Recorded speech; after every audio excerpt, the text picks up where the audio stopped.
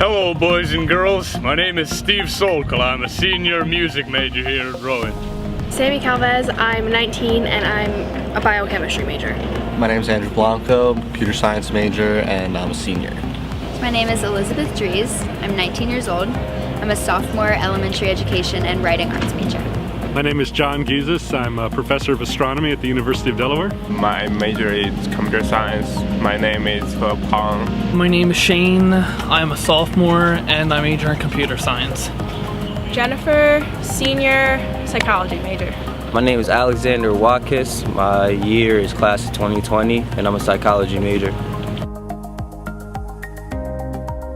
I would say describe it as sticky. I think that there's a lot of political skew in the media and different social skew in the media right now, and I think it's very hard as young people to develop an unbiased opinion when it comes to social issues.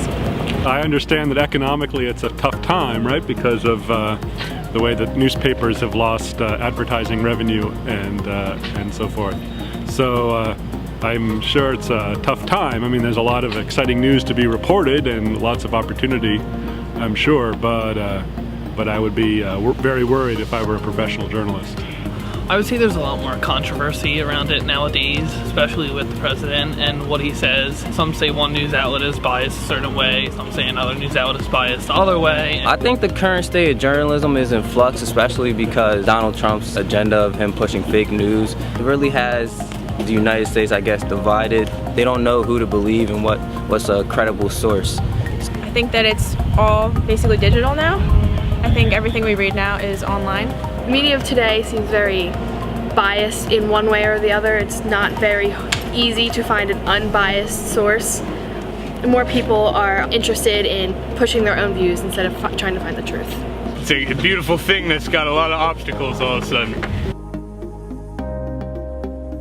I don't know what I can trust when I read things. I mean, I always take everything with a grain of salt. There's always at least 3 sides to every story, so it really depends on what the news is saying and what other stations are saying too. My trust in the media has definitely changed. I think the 2016 election was very revealing for the state of the media and what it is today, and I think now definitely I'm a lot more cautious in what I believe. The media says that what they put out is truth, so there's really no media police, so there's really no way to know what you're reading is fact other than it just being like scientific fact. My trust in the media is still there. You just have to know what websites to actually trust. Like, you need to make sure they're accredited. You can't just believe anything that you see on Facebook or Twitter or any social media. And if you do see something, you make sure you want to fact check it, you know? So as long as you stay with a good accredited media source, you're fine. I like to fact check anything anybody ever tells me. I guess I probably am on the trusting side of the media. For the most part, the media is doing the best job it can and under a lot of constraints. Not every story gets reported for one reason or another, but you know, people do their best. I try to read a bunch of different stuff and come to my own conclusions, but I have the same level of trust. You just gotta like read a bunch of stuff and just think outside the box.